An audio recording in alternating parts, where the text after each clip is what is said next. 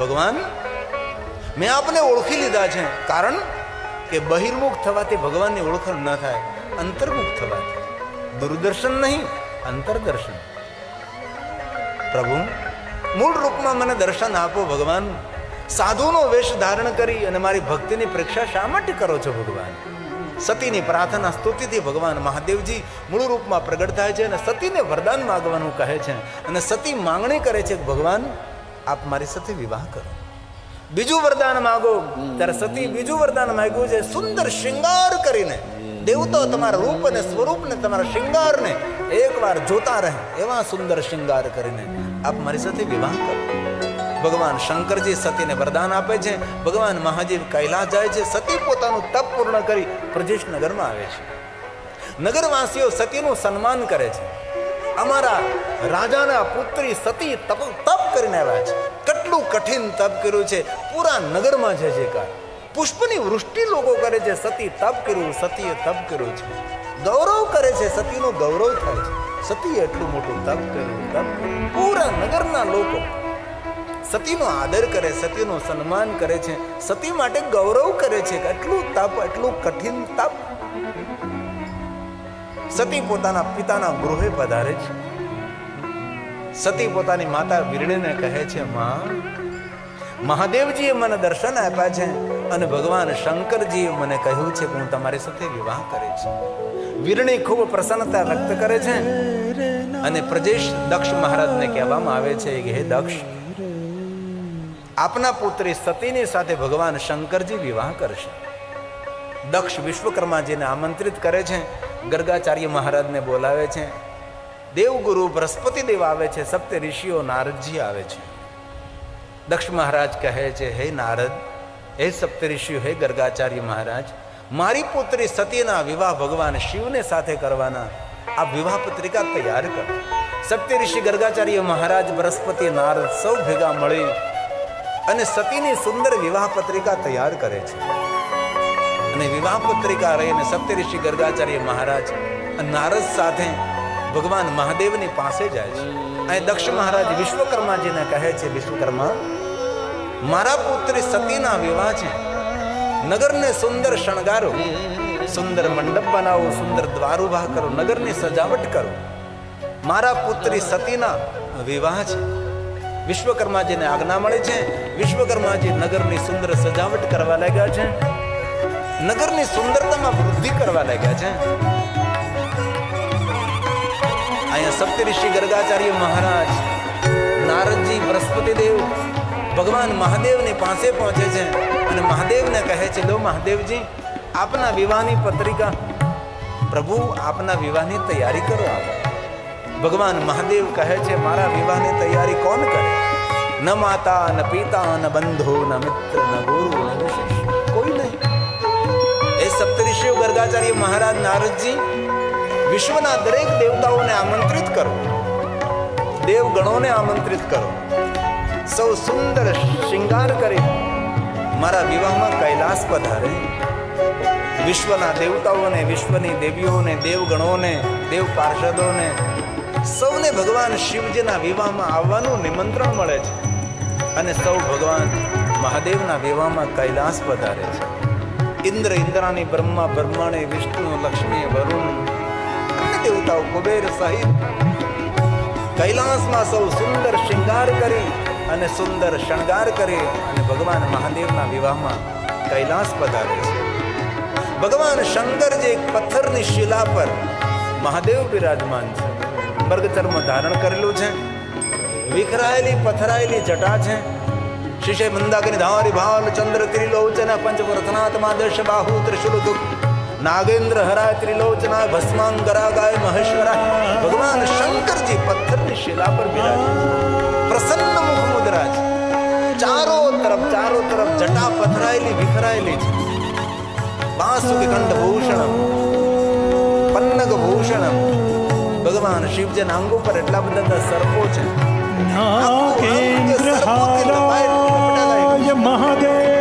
દેવતાઓ ભગવાન શંકરજીના રૂપનું દર્શન કરે છે. હે મહાદેવ, હે મહાદેવ. નાગેન્દ્ર હારાય ત્રિલોચનાય ભસ્માંગરાગાય મહેશ્વરાય. હે મહાદેવ. મહાદેવ હે મહાદેવ નિત્યાય શુદ્ધાય દિગંબરાય તસ્મૈ નકારાય નમઃ શિવાય નમઃ શિવાય નમઃ શિવાય.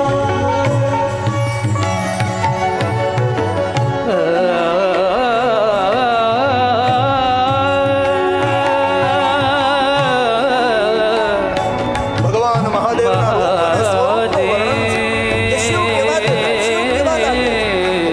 ભગવાન શિવજીનું બાહ્ય રૂપ કેવું છે? ભગવાન શિવ શંકરજીનું ભીતરી સ્વરૂપ કેવું છે? શિવાકાંત શંભો શશાંકાંત મોલે મહેશાન શૂલીન જટાજૂટ ધારી ઓ ત્વમેકો જગત વ્યાપકો વિશ્વરૂપ પ્રસીદ પ્રસીદ પ્રભો પૂર્ણરૂપ પ્રસીદ પ્રસીદ પ્રભો પૂર્ણરૂપ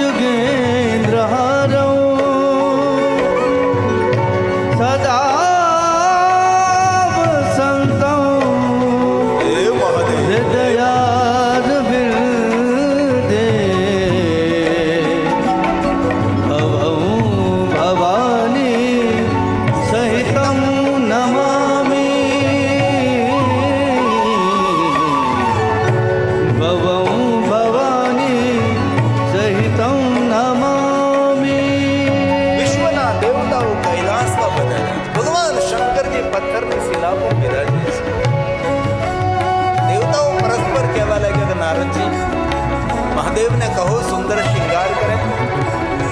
નારદજી દેવગુરુ બૃહસ્પતિને કહે છે, બૃહસ્પતિ આપ મારી સાથે ચાલો.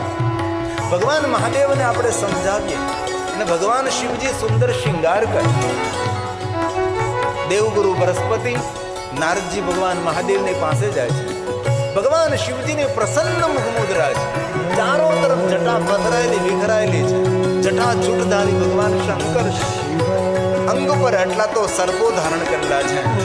જ્યારે નાગોનું ઘર હોય, સર્પોનું ઘર હોય, સર્પોનું નિવાસ સ્થાન હોય. બૃહસ્પતિ દેવ હાથ જોડીને કહે છે, મહાદેવ બાહ્ય રૂપ આપનું રૌદ્ર છે, પણ ભક્તો પ્રત્યે આપ રુદ્ર છો.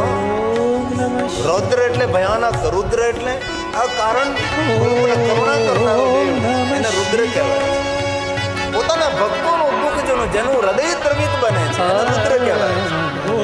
આ સ્તુતિ દેવગુરુ બૃહસ્પતિએ ગાય છે. નમસ્કાર કરું છું મહાદેવ તમારા રૂપને. નમો રુદ્રાય નીલાય ભીમાય પરમાત્મને.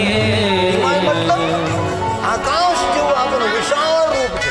ભીમાય પરમાત્માને નીલાય નીલવર્ણ કંઠ રૌદ્ર નહીં. હે રુદ્ર, પ્રણામ કરું છું, નમસ્કાર કરું છું. દેવગુરુ બૃહસ્પતિએ, અરે દેવગુરુ બૃહસ્પતિએ મહાદેવને સ્તુતિ કરી. એ સ્તુતિ પર 9 દિવસ કથા થઈ શકે છે.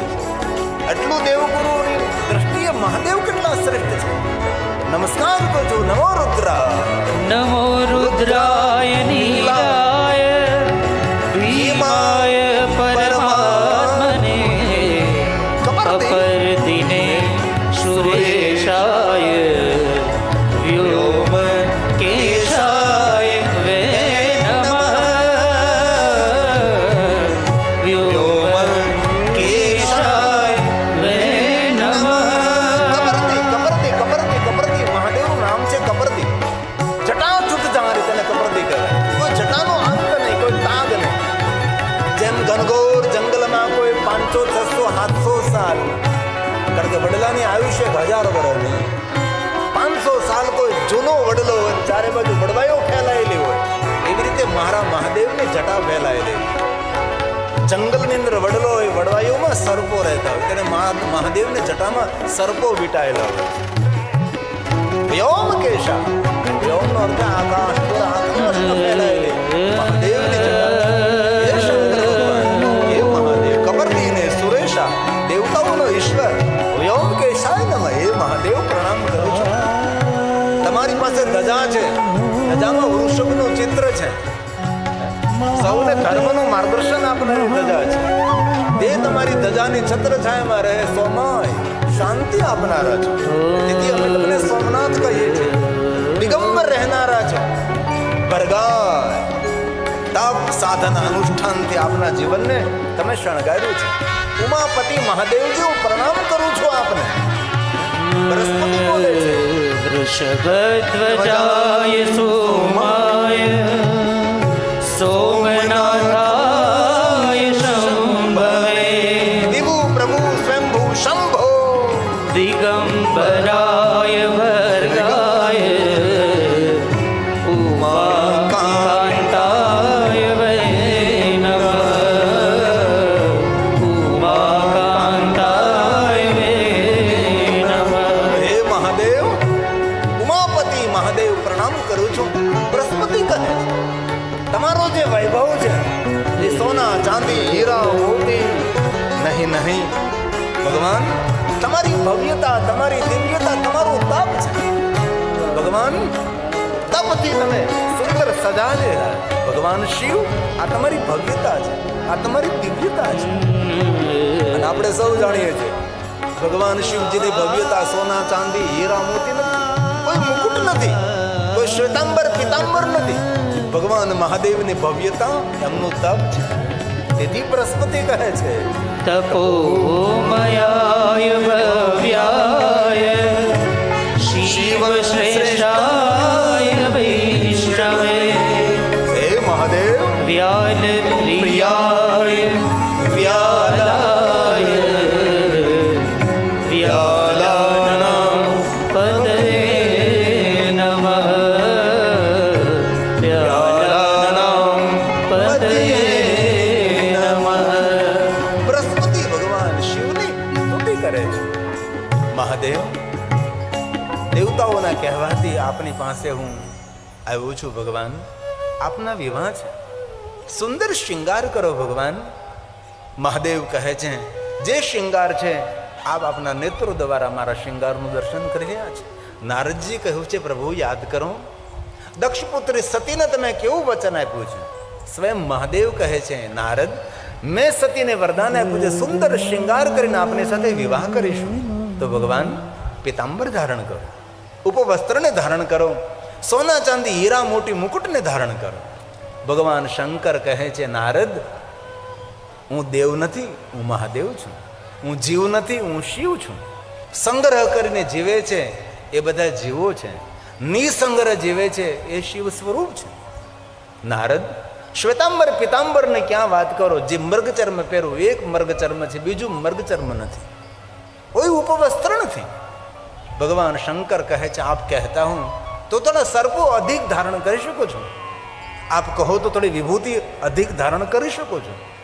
એ સમયે સર્વ દેવતાઓ ભેગા મળી નારદને કહે છે કે નારદજી, આપ મહાદેવને કહો, અમારી વસ્તુ મહાદેવને અમે ધારણ કરવા માટે આપી.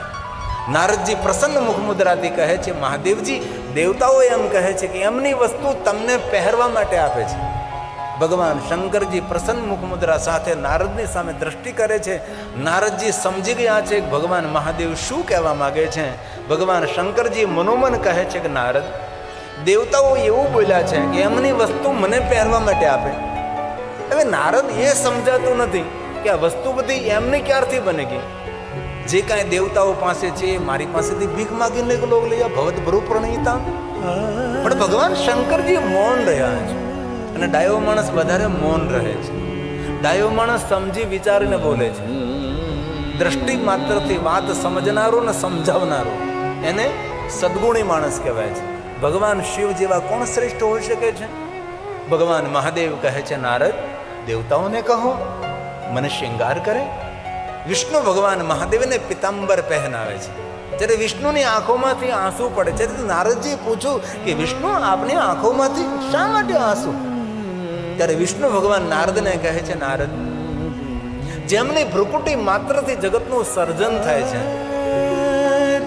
અને હું જેમને પિતાંબર પહેનાવું છું, નારદ, આજ મારું કેટલું મોટું ભાગ્ય છે કે ભગવાન મહાદેવને પિતાંબર પહેરાવાનો અવસર મને પ્રાપ્ત થયો છે. બ્રહ્માજી ભગવાન શંકરજીને ઉપવસ્ત્ર આપે છે. બ્રહ્માજી પોતાના સ્વયંને ધન્ય માને છે કે આજે મને અવસર મળ્યો છે, ભગવાન મહાદેવના વિવાહ છે, શંકર ભગવાનને ઉપવસ્ત્ર હું પહેરાવું છું. આ જગતમાં જે ઘટના બનવાની જ હોય છે, પણ એ ઘટનાના અવસર રૂપે આપણને ભગવાન લાભ આપે છે. તેથી ભગવાનને હંમેશા ધન્યતા અર્પણ કરી, ભગવાન આપે મને અવસરનો લાભ આપ્યો છે. એક યુદ્ધ જીતવું હતું દેવતાઓએ, તો બધા જ દેવતાઓ બડાઈ કરતા હતા કે મેં લડાઈ કરી એટલે યુદ્ધ જીતું. ઇન્દ્ર બડાય નહીં, હું હતો એટલે યુદ્ધ જીતું. દેવતાઓ પોતપોતે મનમાની બધા બડાઈ કરતા હતા. એમાં ભગવાન શંકર અક્ષ સ્વરૂપે આવે છે અને દેવતાઓને કહે છે, યુદ્ધ કોને જીતું એ નિર્ણય લેવામાં આવે. પેલું ઘાસનું તરણું છે એ ઉઠાવો. જે ઘાસનું તરણું ઉઠાવી દે તેને યુદ્ધ જીત્યું છે. ઇન્દ્ર પ્રયાસ કરે છે, દેવતાઓ પ્રયાસ કરે છે, જે બડાઈ વાતો કરતા તે બધા પ્રયાસ કરે છે, પણ કોઈથી ઘાસનું તણખું હલ્યું નહીં. જ્યારે જે અક્ષ સ્વરૂપે ભગવાન શિવ આવ્યા હતા, અદૃશ્ય થાય છે અને દેવગુરુ બૃહસ્પતિ કહે છે, અક્ષ સ્વરૂપે ભગવાન શિવ આવ્યા હતા અને તમને સૌને સંદેશ આપી ગયા કે એમની આજ્ઞા વગર એ ઘાસનું તરણું પણ ન હલે. માટે હે દેવતાઓ, બડાઈ કરવાનું બંધ કરો. ઈશ્વરની આજ્ઞાથી થતું હોય છે. આપણને અવસર મળે છે, તેથી આપણું અહોભાગ્ય, આપણું સદભાગ્ય છે. ઇન્દ્ર ભગવાન શંકરજીને મુકુટ પહેરાવે છે. કુબેરજી સોના ચાંદી હીરા મોતીના આભૂષણો મહાદેવને પહેરાવે છે. ભગવાન શંકરજી સુંદર શૃંગાર કરે છે, નંદી પર સવાર થાય છે, દેવીઓ મંગલ ગીતો ગાય છે, ઋષિમુનિઓ મંત્રોનું ગાયન કરે છે, ગાંધર્વો સંગીત વગાડે છે અને સુંદર મુહૂર્ત સાથે, મંગલ ગીતો સાથે, મંગલ મંત્રોના ગાયન સાથે ભગવાન શંકરજી દેવ સમૂહ સાથે કૈલાસમાંથી પ્રયાણ કરી પ્રજેશનગરમાં પહોંચે છે. નગરવાસીઓ સુંદર સ્વાગત કરે છે. ભગવાન શિવ વિવાહ મંડપના દ્વારે પધારે છે, વીરણી સ્વાગત કરે છે. ભગવાન વિવાહ મંડપના મધ્ય બિરાજે છે. હસતું ખેલતું રમૂજથી ભરેલું પ્રસન્ન રહેનારું પાત્ર નારદો મુનિ સતમહા. નારદજી પ્રજેશ દક્ષ મહારાજને કહે છે, દક્ષ મહારાજ, સતીને વિવાહ મંડપમાં પ્રવેશ આપો. દક્ષ મહારાજ પોતાના પુત્ર સતીને વિવાહ મંડપમાં પ્રવેશ આપે છે. પુષ્પમાળા વિધિ થાય છે, બિરાજમાન થાય, અંગુષ્ઠની પૂજા થાય, શિવ સતીનું મિલન થાય છે, કન્યા દાન અપાય છે, મંગલ ફેરાવો થાય છે.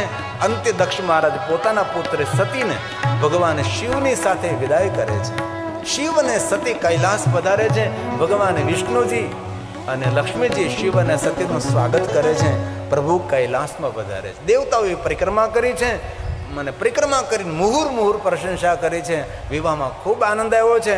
આટલા વિવાહ કોણ કરી શકે છે? સુંદર પ્રશંસા કરતા પોતપોતાના લોકમાં દેવતાઓ બધા જતા રહે છે.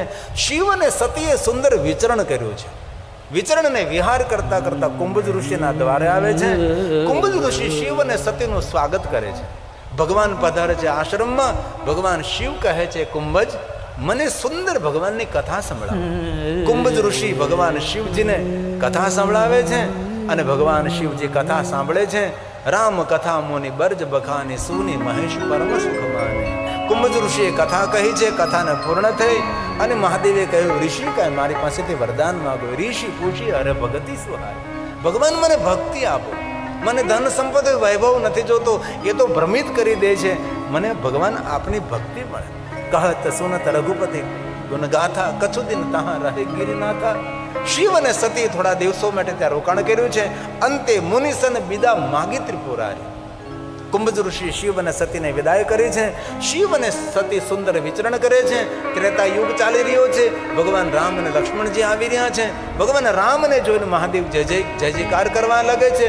સતીના મનમાં સંશય થયો છે. સતી ભગવાનને પૂછવા લાગે છે, આ કોનો જય જયકાર કરો છો? ભગવાન શિવજી સતીને સમજાવવાનો પ્રયાસ કરે છે. સતીના મુખાકૃતિ પરથી ભગવાન મહાદેવને ખબર પડે છે સતીના મનમાં સંશય છે. જાઓ સતી, તમે પરીક્ષા કરો. ભગવાન રામની પરીક્ષા કરવા માટે સતી જાય છે. સીતાનું રૂપ લે છે. ભગવાન રામ અને સતીનો સુંદર સંવાદ છે. બહુ મોટી કથા છે. સતી પાછા ફરે છે. મહાદેવને કહે, કછુના પરીક્ષા લેની હે ગોસાઈ.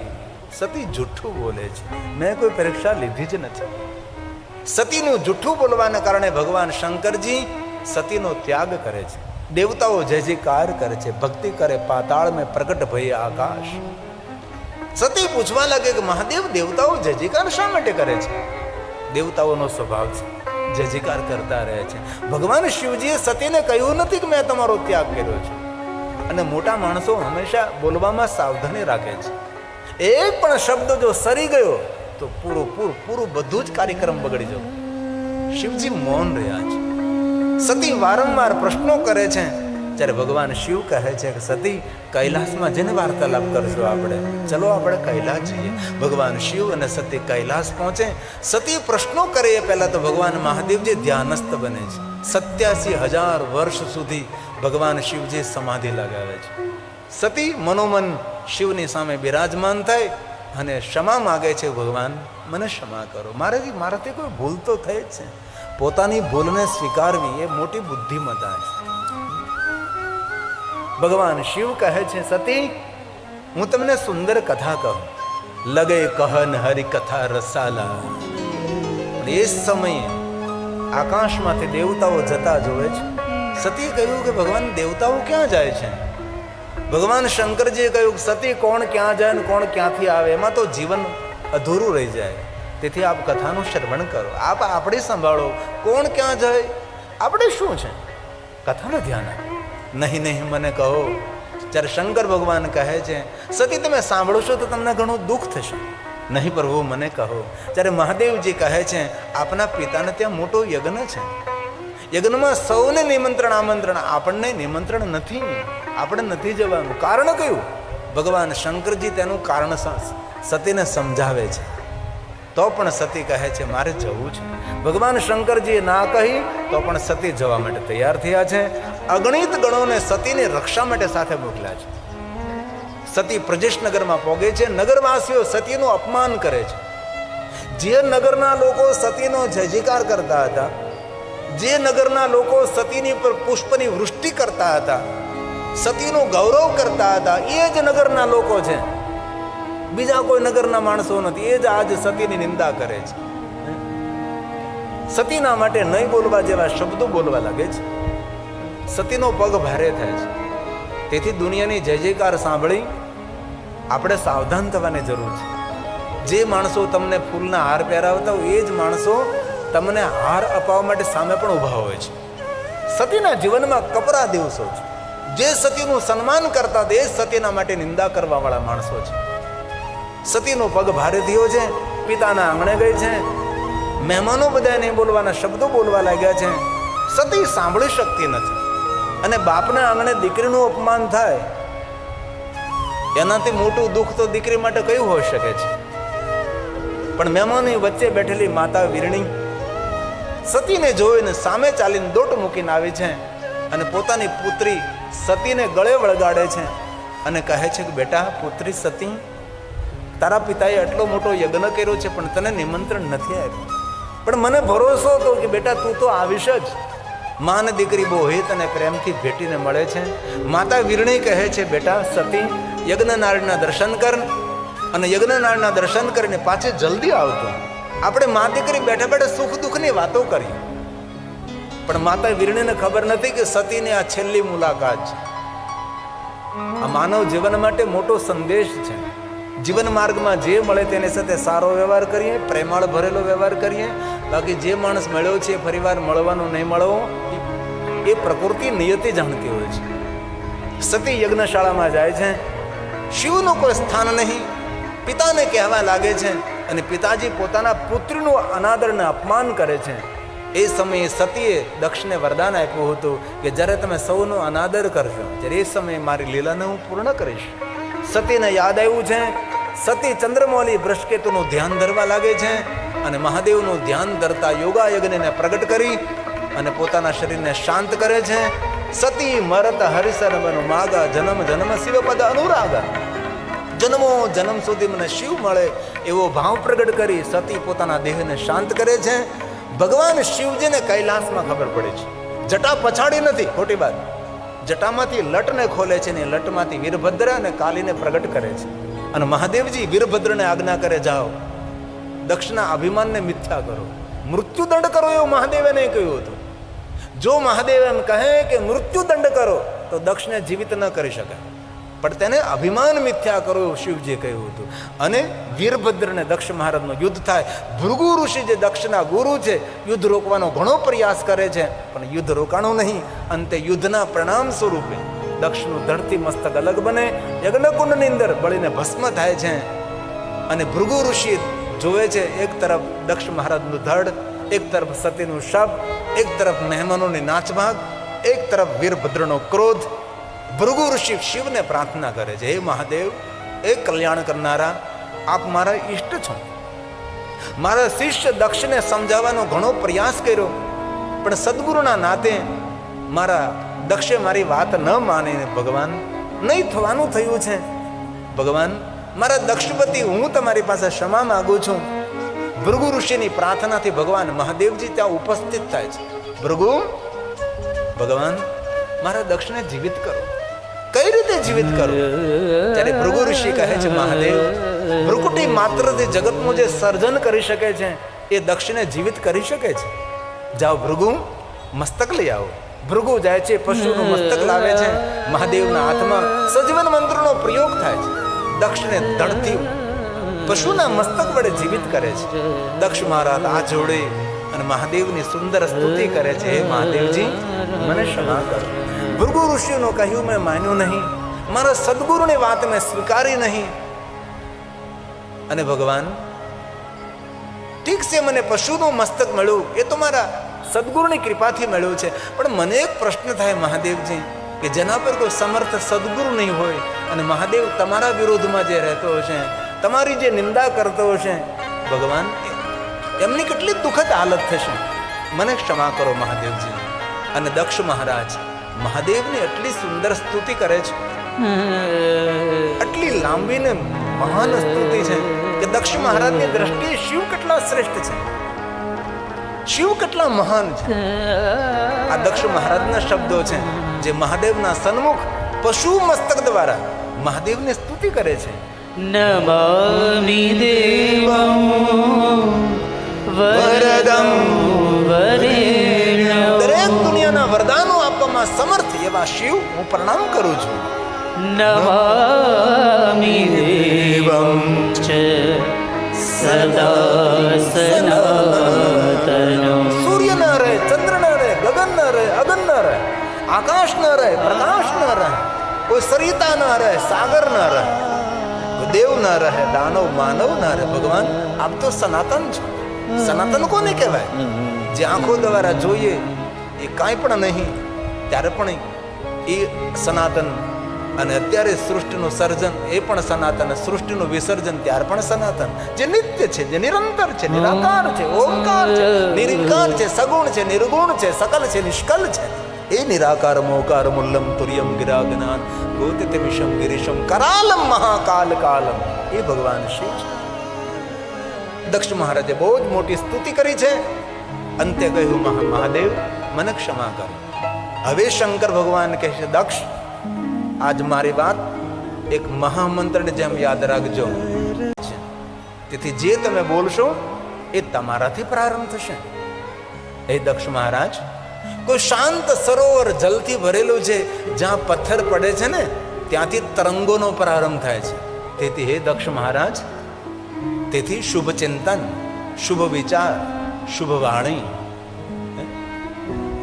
તેથી આપણા ઋષિઓએ મોટું સૂત્ર આપ્યું છે, સર્વે સુખ સર્વે ભવંતો, સૌને સુખ મળે. એવું નથી કે ભારતના લોકોને સુખ મળે, ધરતી પર રહેનારા સુખ મળે. સર્વે ભવંતો, આખા ભુવનમાં જ્યાં જ્યાં જીવાત્મા છે સૌને સુખ મળે.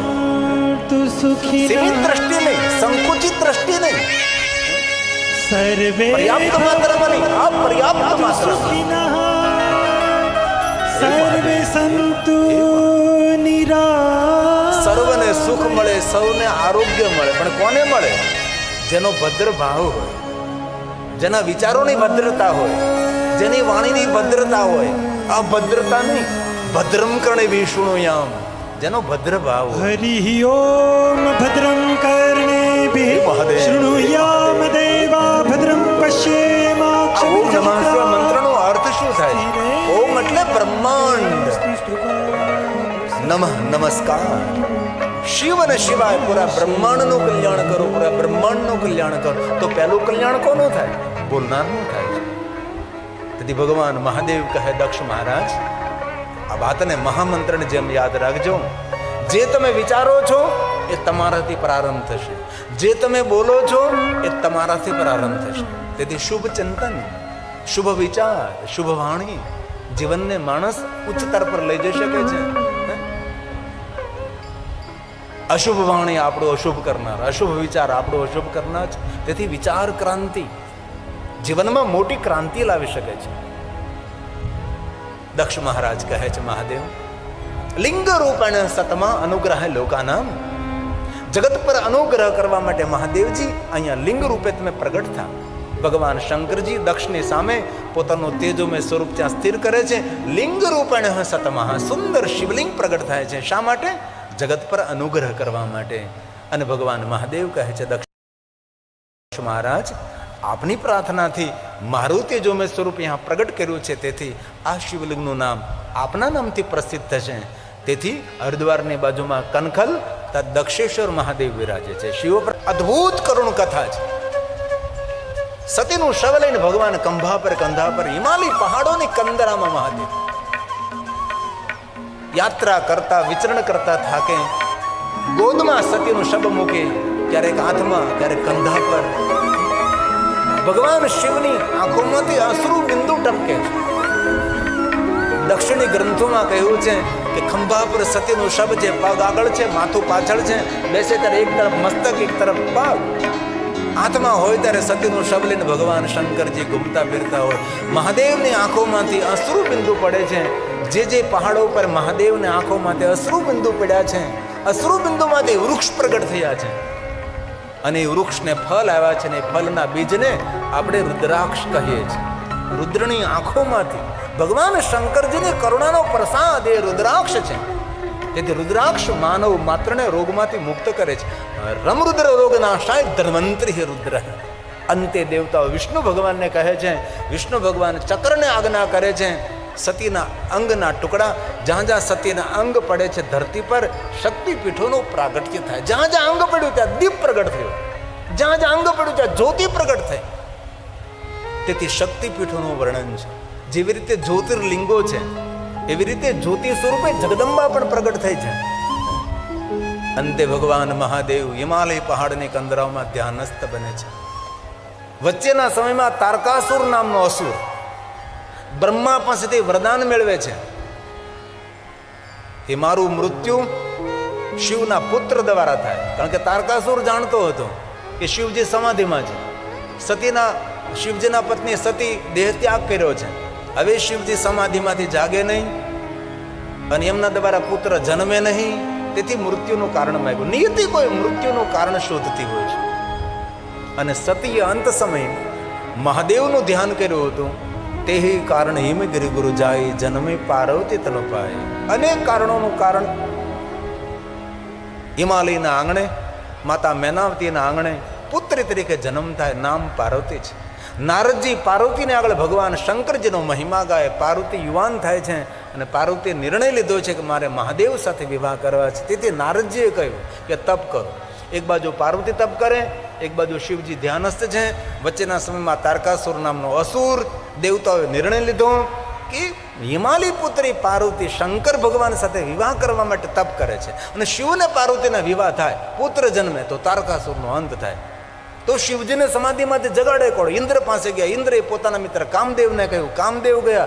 કામદેવે પ્રયોગ કર્યો. બાબાએ ત્રીજા નેત્રને ખોલી કામને બાળીને ભસ્મ કર્યો.